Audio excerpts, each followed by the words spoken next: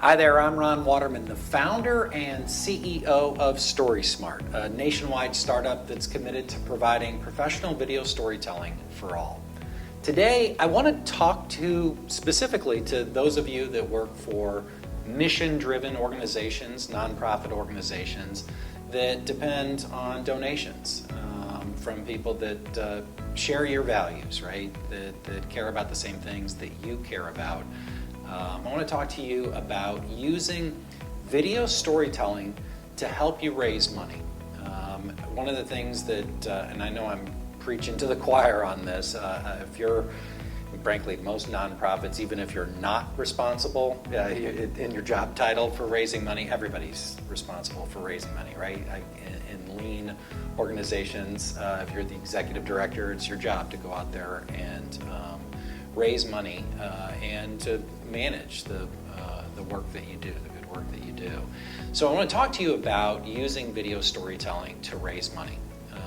And I won't get into the specifics of how to do a video.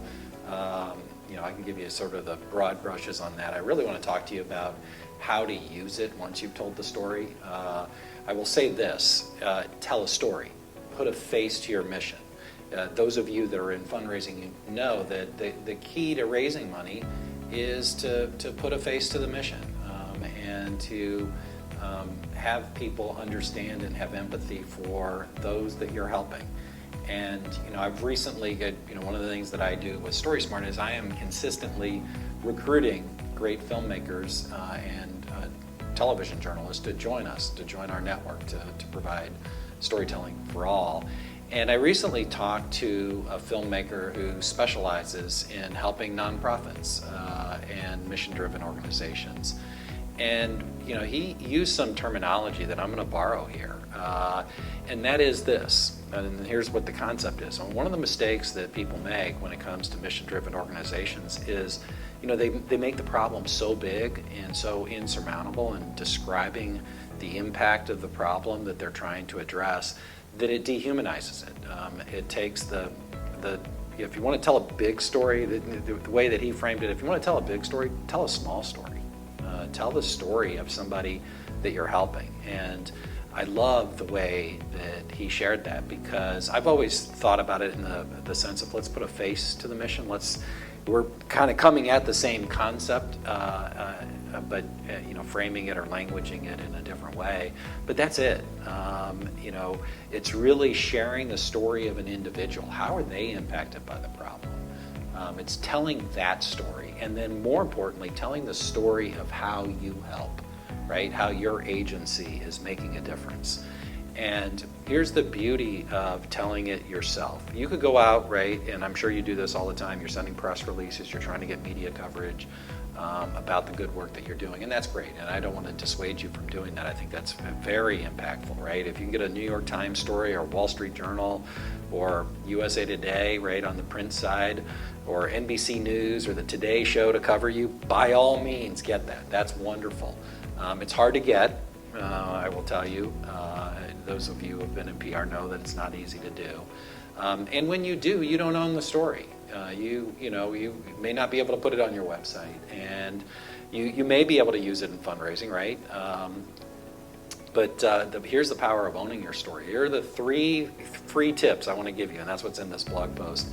The 3 free tips that every nonprofit can do after you've spent the money on telling the story. And you can DIY it, right? I'm gonna tell you how you can DIY it. You can just interview the person that you helped and tell their story. That's it, right? That's the way to do it. Go and interview them, shoot B-roll to their interview, and go ahead and edit that video together and then share that story. That's how to do it, DIY. Or you can, hire a company that does it for you. And I'll do a little promotion here for StorySmart in that, we use trained journalists and filmmakers who know how to tell a good story, and we do it for you. So anyway, you've done that. Like, you've either hired a StorySmart, or you've hired a production company, or you've done it yourself and you've produced this wonderful video. Here are the 3 things that you can do for free. And I'm going to add a maybe a fourth and a fifth as I'm thinking about it right now. Number one, share that story on your website. Have a blog. Be consistently sharing stories about how you're out there making a difference. If you have a website, that website can act as a media outlet. That's how media is shared today, right? It's all about connecting with people and connecting through the power of search. So you should be putting it on your website. You should write a blog post that's at least 350 words or more. The fact that I'm doing this is evidence that I believe in this concept. I'm posting a video and I'm sharing a blog post with it. That's driving search engine optimization to my website. So that's step one. That's the first free thing that you should do with sharing the story. The second thing that you need to do, and I'm going to do it exactly with this as well, and that is share it on social media. Whatever platforms you're on, whether on LinkedIn or Facebook or Instagram, Twitter, I'm sure I'm forgetting one, TikTok, Snapchat, you name it, they're all out there, but share it. That's the power of media today. Share it. So then the third thing that you should do, and this is probably most intuitive to you because it's probably the thing that is the most successful thing that you do from a fundraising standpoint, and that is share it with your community, with your nonprofit brand community via an email newsletter, right? I'm sure you consistently stay in touch with your donors, your clients, your vendors, whoever, your community is, that your employees, right? Like that's your community. You should have an email newsletter. You should be communicating with them periodically, not so much to the point where you're annoying people, but enough. And you should share that video, and you should make it a point that in the subject line of the newsletter, point out the fact that you have a video. You're going to get more opens when that's the case, and share that story and share it directly with your audience.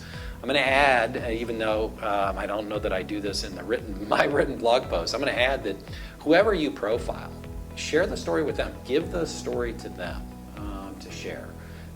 I'm sure they'll be embarrassed, right, when you first reach out to them about sharing their story, but once they open up and share their story, give them the gift of that story. Give them that story so they can share it on their social media. Encourage your employees to do the same thing. That's the other way that you can grow. This is how media works today. It's about people sharing, right? And when you own your own story, literally the copyright on your story, you can give it to people. You can license it to them, if you're just speaking in purely legal ease, but you can just give it to them. And then they can share it. Give them the permission to share it and encourage them to do that. And that's actually how you're going to raise the money.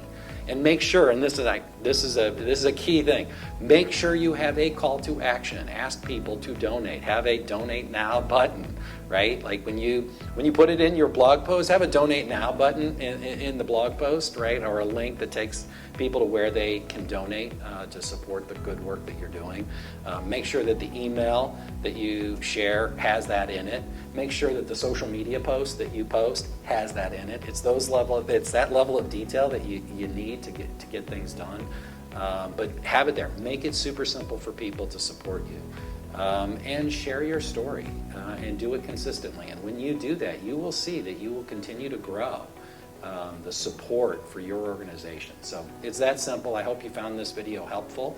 When you get a chance, go ahead and like and subscribe. And if you have questions, if we can help you, please don't hesitate to reach out. It's always free to talk to me.